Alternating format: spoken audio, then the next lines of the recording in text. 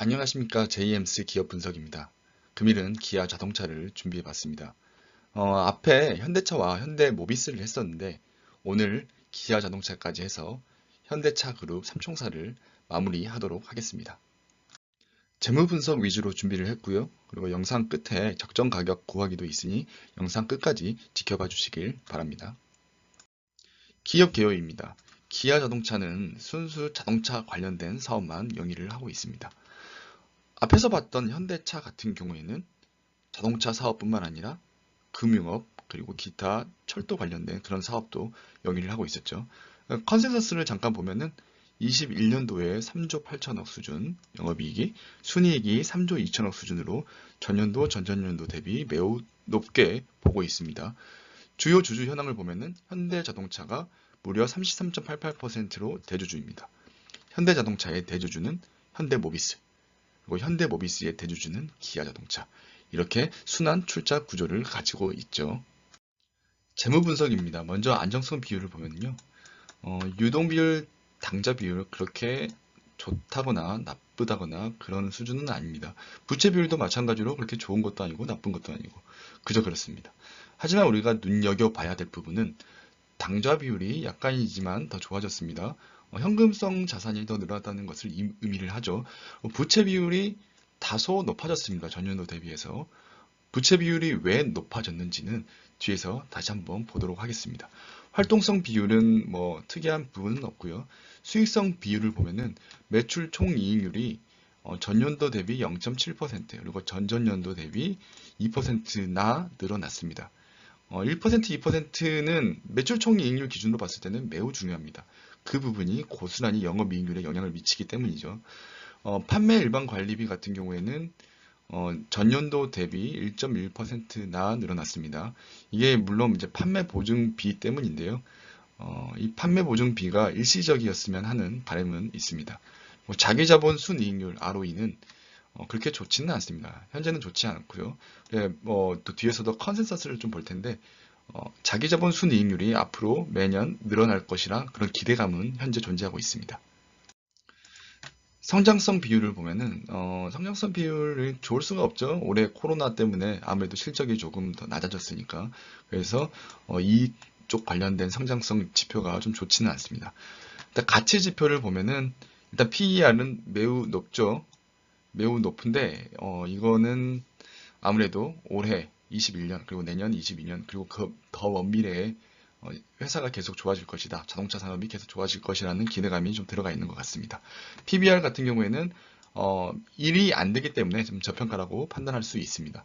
그리고 좀 특이한 부분은 PCR이 4.5예요. PCR이 매우 낮죠. 특히 2020년 기준으로 현금 흐름이 매우 좋다. 이렇게 판단하시면 될 것 같습니다. 그러면은 현대차도 우리가 앞에 봤었고, 앞에 영상에서 봤었고, 기아차도 이번에 했기 때문에 두 개의 회사를 직접적으로 한번 비교를 해보도록 합시다. 유동성 당좌 비율 같은 경우에는 현대차가 조금 더 좋죠. 그리고 부채 비율은 기아차가 좋은 것처럼 보이지만 실제로는 그렇지 않다. 여기 173%에는 금융업이 포함되어 있기 때문에 실제로 자동차만 보면은 70% 수준이다. 따라서 이 부분도 부채 비율 부분도 현대차가 더 좋다라고 판단할 수 있습니다. 활동성 비율은 넘어가도록 하고요. 수익성 비율 같은 경우에는 현대차가 조금 더 좋습니다. 매출 총이익률 기준으로 봤을 때 조금 더 좋습니다.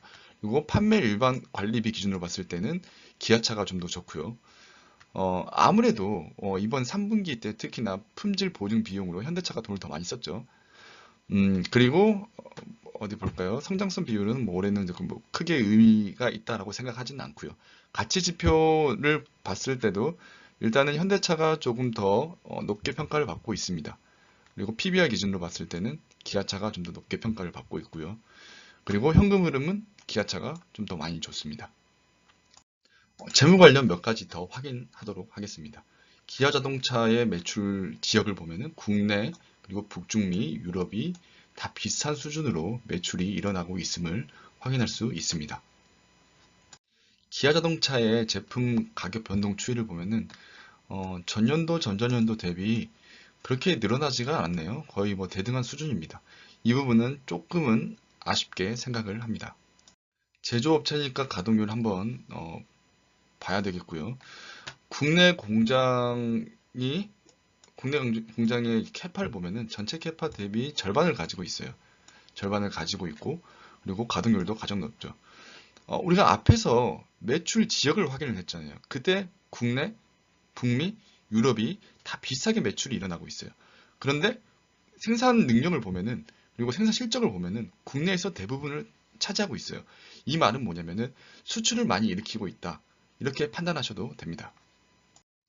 우리가 앞에서 기아차의 부채 비율을 확인했을 때 부채 비율이 전년도 91%에서 올해 113%로 많이 증가를 했었죠.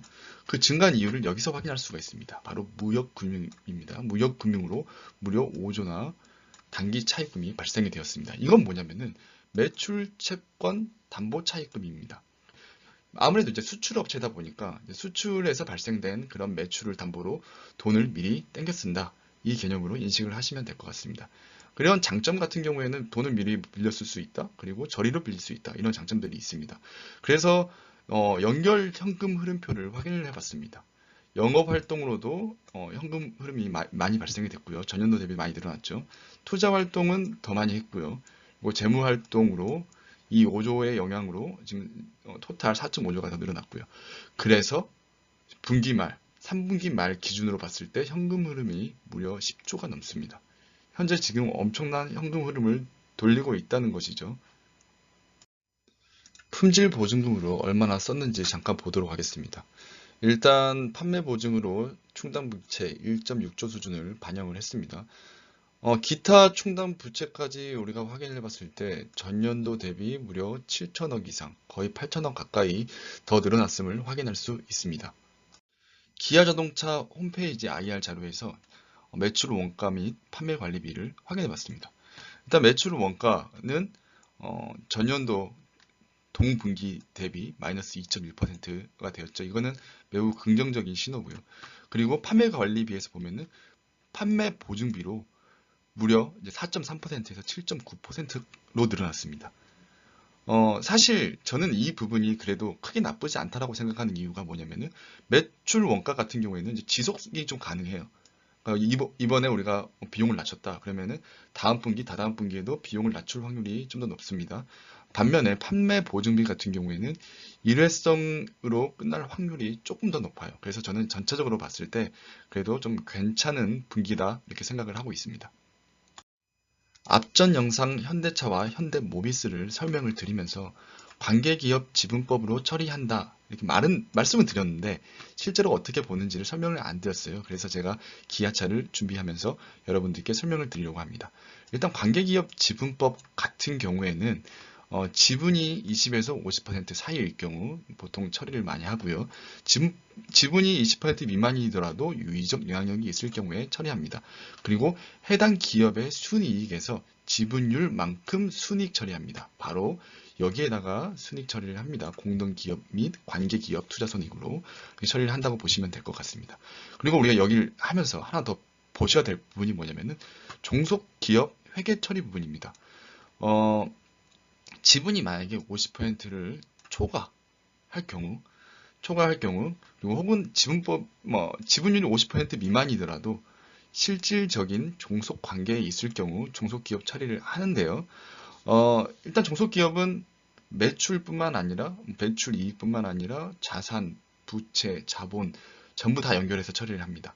그리고 나서 50% 이상 100% 미만일 경우 그 부분에 대한 이익을 제외하고 나머지 부분을 바로 여기 B집의 지분 순이익으로 처리를 합니다. 기아 자동차 같은 경우에 지금 다 빵인데 빵인 이유는 뭐냐면은 50% 이상 100% 미만 사이에 그런 지분을 가진 종속기업을 처리하는 회사가 없다. 이렇게 판단을 하시면 될 것 같습니다. 그래서 나중에 여러분이 혹시나 이제 기업 분석을 하시다가 B집의 지분 순이익에 특정 금액이 있다. 그러면은 이렇게 생각하시면 돼요. 종속기업이 이때 이 종속기업이 100%는 아니고 50%하고 100% 사이에 특정 지분을 가지고 있는 종속기업을 회계 처리했구나. 이렇게 판단하시면 될 것 같습니다. 적정 가격 구하기에 앞서 그 베이스가 되는 투자증권의 리포트를 잠깐 확인하도록 하겠습니다. 일단 이베스트 같은 경우에는 21년, 22년의 실적을 매출 70조, 76조, 그리고 영업이익을 4.7조, 5.2조 수준으로 보고 있습니다. DB금융투자에서는 21년, 22년 매출을 76조, 82조 수준으로 보고 있고 영업이익을 4.4조, 5.9조로 보고 있습니다. 메리츠증권에서는 매출액을 21년 69조, 22년 75조, 그리고 영업이익을 3.9조, 그 다음에 22년에는 4.3조로 보고 있습니다. 적정 가격 구하기입니다. 앞에서 봤던 재무 분석, 그리고 리포트, 기업들 리포트를 보고 가격을 산출을 해봤습니다. 첫 번째로는 계형에 맞는 공식, EPS 곱하기 ROE. 두 번째는 스크리닝 할 때 간단하게 우리가 영업이익에 멀티플을 주는 방식. 그리고 세 번째는 사경인 회계사의 S림. 네 번째는 현명한 초보 투자자 방식에서 나온 그런 공식으로 가격 산출을 해봤습니다. 20년에는 실적이 좋지 않기 때문에 당연히 주가를 높게 받을 수는 없어요. 그리고 그렇지만 21년, 22년을 보면은 주가가 다 10만 원이 넘죠.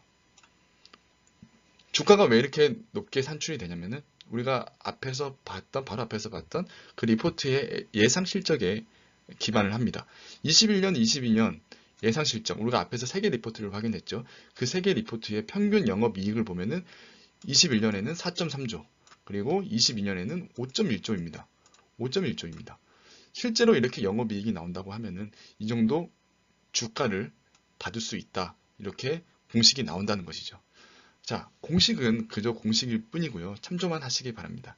그렇지만은 여러분께서 이 회사에 관심이 있다면 실제 영업이익이 21년, 22년 영업이익이 이 추세로 가는지 우리가 눈여겨볼 필요성이 있습니다.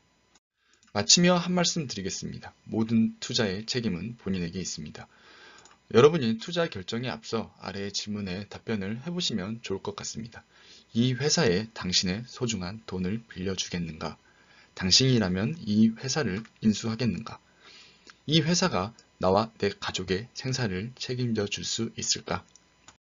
기아차 영상을 마지막으로 현대차 그룹 3총사인 현대차, 기아차, 그리고 모비스 이 세 개 회사에 대한 재무 분석을 마쳤고요. 다음번에는 더 좋은 영상으로 찾아뵙도록 하겠습니다. 감사합니다.